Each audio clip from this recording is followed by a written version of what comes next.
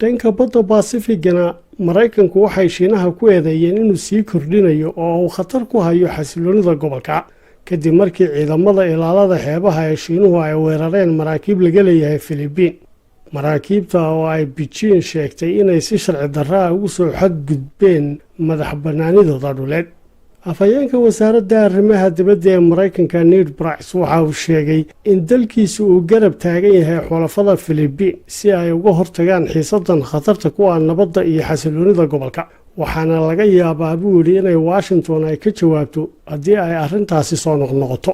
Ned Price waxa uu intaa ku daray in tallaabada Shiinaha ay horseedayso kor u kaca xiisadda gobolka ayna ku xadgudbi doonto xorriyadda socdaalka badda koonfureed ee Shiinaha. salaasadii la soo dhaafay Filibiin waxay ku eedaysay ciidamada ilaalada xuduudda ee Shiinuhu inay beegsadeen doonyaha saadka u siday ciidamada badda ee Filibiin. dhankiisana afhayeenka wasaaradda arrimaha dibadda ee Shiinuhu waxa uu ku adkaystay in waddankiisa uu si sharci ah ugu dhaqmay ilaalinta madax-bannaanida xeebihiisa. maraakiibta Filibiinna ay soo galeen gobolka iyagoo aan oggolaansho haysan. sida la ogyahay dowladda Maraykanku muddo bil ku dhow kumay noqonin oo kuma safrin badda koonfureed ee Shiinaha tan iyo intii markab kuwa quusaa oo ay leedahay ay Shiinuhu ku qaadeen weerar dhanka elektaroonikada ah xilli uu marayay biyaha lagu muransan yahay ee badda koonfureed ee Shiinaha kuna sii jeeday dalka Jabaan. xilligaa waxaa dhacday in markabka gujiska ee Maraykanka ciidamadiisu ay lahaayeen uu la kulmay weerarka dhanka elektaroonikada kadibna uu ka lumay jiheeyihii uu ku socday iyo qiyaasihii uu ku maaxayay badda hoosteeda. waana xilligii uu markabka gujiskii duqeeyey ee herdiyey buur weyn oo badda gunteeda ku taalla, taasoo keentay in markabkaasi uu dhaawacmo.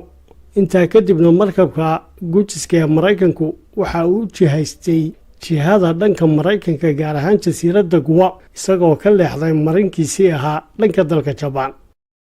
xilligaa kadib Maraykanka laguma arag maraakiibtiisa ciidamada badda koonfureed ee Shiinaha iyo weliba agagaarka kale ee isla badda Pacific-ga, waxaana Maraykanku si ay uga gabbadaan su'aalaha ka imanaya waxa ay u mari waayeen ama ay u tegi waayeen badda koonfureed ee Shiinaha ayaa waxa ay daah ay ku gabbadaan ka samaysteen biyaha badda madow, halkaasoo ay xiisad ka abuureen xuduudda Ukraine iyo Ruushka.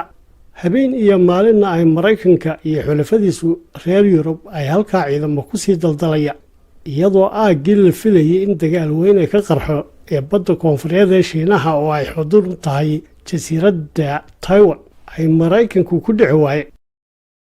dhanka kalena diyaaradaha istaraatiijiga ee Shiinaha iyo Ruushka ayaa si wada jir ah u kormeeray badda Jabaan iyo xeebaha bari ee Shiinaha. Moscow waxay sheegtay in howlgalladani ay qayb ka yihiin qorshaha ku wajahan inay istaageeraan awoodda labada waddan Ruushka iyo Shiinaha si loo ilaaliyo bay yidhaahdeen xasiloonida istaraatiijiyadeed ee caalamiga. xasarada ka taagan badda Shiinaha ayaa waxa ay soo kordhinaysaa xiisadda maalinba xigta korsi kacaysa ee ka aalowsan badweynta Pacific-ga iyo badweynta Hindiya una dhaxaysa Maraykanka iyo Shiinaha, halka oo danaha ay leeyihiin dhinacyada degan iyo saameynta ay ku leeyihiin ay isku xidhan yihiin.